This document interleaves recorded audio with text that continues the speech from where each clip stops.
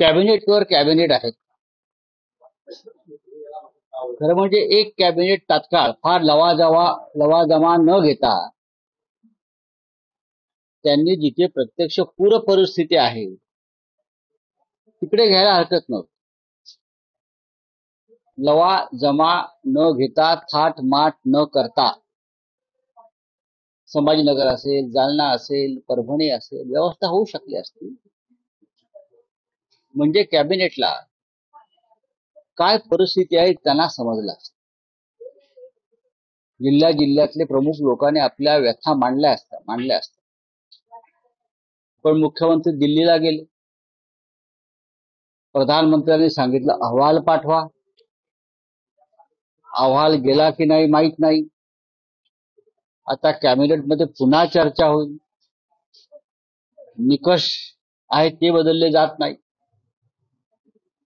अशा प्रकारे पूर परिस्थितीशी किंवा नैसर्गिक संकटाशी सामना केला जात नाही. मुख्यमंत्री मला वाटतं 1-2 दिवस त्या भागामध्ये होते. त्यांनी जिल्हाधिकाऱ्यांना सूचना दिलेल्या आहेत. नियम आणि कायद्यावर बोट दाखवून काय लावून काम करू नका. पण तसं होत नाही. आता isakal.com आहे देशातील नंबर 1 ची मराठी न्यूज वेबसाईट. प्रत्येक अपडेटसाठी isakal.com ला नक्की भेट द्या. आजच्या कॅबिनेटमध्ये सगळ्यात आधी मदतीचे निकष बदलणं गरजेचं आहे. हा दुष्काळच आहे. तो ओला आहे की सुका आम्हाला माहित नाही. जेव्हा शेतकऱ्यांचं उभं पीक शेत जमिनीसह नष्ट होतं आणि पुढले 3-4 वर्ष ते कोणतेही पीक घेऊ शकत नाही अशा स्थितीत जमीन होते, तेव्हा तो दुष्काळ आहे. दुष्काळाचे निकष लावायला हवे. दुसरं म्हणजे शेतकरी आज तात्काळ मदतीच्या प्रतीक्षेत आहे.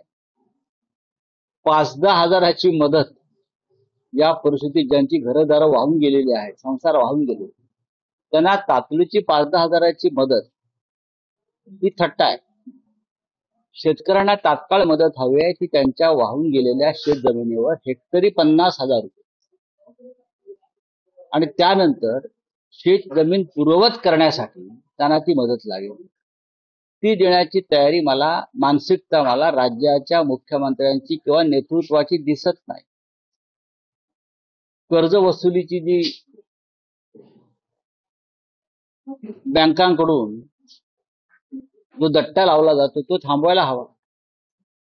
मुख्यमंत्री तो आधी देऊ शकतात. सहकारी बँक आहेत आणि जर सरकारकडे पैसे नसतील सहकारी बँकेत तर ज्या आपल्या कॅबिनेट मधल्या ज्या मंत्र्यांनी सहकारी बँकेचे घोटाळे केलेले आहेत, कोणी 70,000 कोटी, कोणी 10,000 कोटी, कोणी 5,000 कोटी, ते तत्काळ त्यांच्याकडनं वसूल करावे. शेतकऱ्यांकडून वसूल करण्यापेक्षा शिखर बँकांमध्ये किंवा इतर बँकांमध्ये ज्याने घोटाळे केलेले आहेत आणि हे तुमच्या कॅबिनेटमध्ये आहेत, आधी त्यांना नोटिसा पाठवा, मग शेतकऱ्यांना नोटीस. काँग्रेसकडनं असं म्हटलं जातं की विशेष अधिवेशन बोलवावं जातं. ही मागणी शिवसेना पक्षप्रमुख उद्धव ठाकरे यांनी त्यांच्या मराठवाडा दौऱ्यात केलेली आहे की 1 दिवसाचं 2 दिवसाचं विशेष अधिवेशन घेऊन त्याच्यावर चर्चा करून तात्काळ सूचना घ्या त्या भागातल्या आमदारांकडून किंवा इतर काही नेत्यांकडून आणि निर्णय घ्या. तुम्ही काय करताय हे फ्लोअर ऑफ द हाऊसवर सभागृहात सांगा, तरच त्याला तुम्हाला एक मान्यता मिळेल. तुम्ही आता हवेत बोलताय सगळ्या गोष्टी आणि शेतकऱ्यांपर्यंत तुमचा आवाज जात नाहीये. कम्युनिकेशन तुटलेलं आहे अनेक गावांचा आजही. तेव्हा काँग्रेसची जी मागणी आहे ती समस्त विरोधी पक्षाची मागणी आहे की एक अधिवेशन तुम्ही तात्काळ घ्या दिवाळीच्या आधी, दसऱ्यानंतर तात्काळ किती वेळ लागतो आणि तुम्ही त्याच्यावर चर्चा घडवा त्या भागातल्या लोकांची. एकीकडे शेतकरी संकट आहे, दुसरीकडे अहिल्यानगर असेल किंवा मग कोल्हापूर असेल, संभाजीनगर, काही ठिकाणी हिंदू मुसलमान कसं आहे की मराठवाड्यातल्या पूर परिस्थितीमध्ये सरकारचा जो बोजवारा उडालेला आहे, त्यांच्या मदतीचा म्हणा, त्यांच्या कार्यपद्धतीचा म्हणा, जो बोजवारा उडालेला आहे, त्यासाठी भारतीय जनता पक्षाच्या ज्या उपकंपन्या आहेत त्या अशा प्रकारच्या दंगली घडवायचा प्रयत्न करत आहेत. महाराष्ट्रातलं वातावरण खरं म्हणजे आता दंगलीपेक्षा पूर परिस्थिती, अतिवृष्टी ह्याच्यावर चर्चा करण्यासारखं असताना त्याच्यावरचं लक्ष विचलित करण्यासाठी किंवा सरकार कसं अपयशी आहे या सगळ्या मदत देण्यामध्ये, शेतकऱ्यांना दिलासा देण्यामध्ये, अहिल्यानगरमध्ये सुद्धा प्रचंड अतिवृष्टी आपल्याला माहित असेल आणि अहिल्यानगर मधल्या महानगरपालिका हद्दीतल्या 450 कोटीचा भ्रष्टाचार आम्हीच बाहेर काढलेला आहे, खड्ड्यांचा, महानगरपालिकेचा. आणि ते प्रकरण आता न्यायालयात गेलं आता 2 दिवसापूर्वी. ते केलं म्हणून किरण काळे यांना अटक केली आमच्या. या सगळ्यावरचं लक्ष उडवण्यासाठी मग अशा दंगली घडवायच्या. बरं, दंगली घडवणारे कोण आहेत? आज जरी भाजपच्या टिळा लावून कोणी फिरत असले तरी कालपर्यंत ते काँग्रेस किंवा राष्ट्रवादीचेच नेते होते, पुढारी होते. हे बाडगे जे आहेत, बाडगे हिंदुत्ववादी, बाडगे जे आज टिळा लावून फिरत आहेत, ते अशा प्रकारच्या दंगली अहिल्यानगरमध्ये घडवतात. हा देश हिंदूंचा आहे. या देशामध्ये हिंदुत्ववाद राहणार आणि प्रभावीपणे राहणार हे आम्ही सांगतो आहोत. या हिंदुत्ववाद्यांनी ज्यांनी दंगली घडवल्या काल, त्यांनी पाक पाकिस्तानला विरोध नाही केला. त्यांनी हिंदुस्थान पाकिस्तान मॅचला विरोध केला नाही. आज आपण पाहिलं असेल की त्या सामन्याचं मानधन पाकिस्तान खेळाडूंनी तिकडल्या एका प्रमुख दहशतवाद्याच्या संस्थेला, संघटनेला दिलाय, त्या मसूद अझहरला दिलाय. आपण पाहिलं असेल. या गोष्टींना विरोध करण्याची हिंमत नाही यांच्यामध्ये. जी दंगली घडवतायत आता महाराष्ट्रात, अहिल्यानगर सह सर्वत्र, हे भंपक आणि बोगस हिंदुत्ववादी आहेत. ते ढोंगी लोक आहेत. अनेक गोष्टी चर्चेतून सुटू शकतात. पण प्रशासनाला सुद्धा आदेश आहेत की तणाव निर्माण होईल अशा प्रकारचे निर्णय, प्रश्न सोडवू नका. पोलिसांनी अशा प्रकारचं वर्तन करणं हे लॉ अँड ऑर्डर साठी योग्य नाही. एक म्हणजे खोटी आणि दिशाभूल करणारी माहिती पसरवण्याबाबत काँग्रेस विरोधामध्ये मुंबईत गुन्हा दाखल झाला. दुसरा प्रकार म्हणजे केरळमध्ये टीव्ही शो दरम्यान भाजपच्या नेत्याने राहुल गांधीच्या छातीत गोळी घालू अशी खुलेआम धमकी दिली. काय केलं भारतीय जनता पक्षाने कारवाई किंवा त्या संदर्भात देशाचे गृहमंत्री, देशाचे पंतप्रधान यांनी काय कारवाई केली? सोनम वांगचुकनं त्याच्या न्याय हक्कासाठी उपोषण आणि काही वक्तव्य करताच त्याला राष्ट्रीय सुरक्षा कायद्याखाली अटक केली.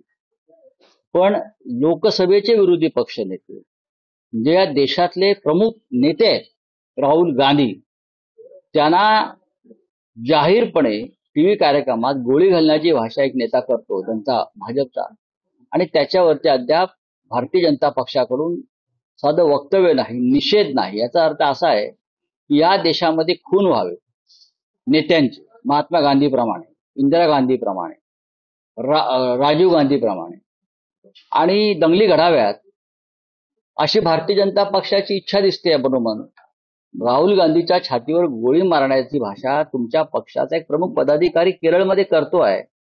याच्यावरती गृहमंत्र्यांनी त्यांचं भाष्य आणि वक्तव्य करायला नको?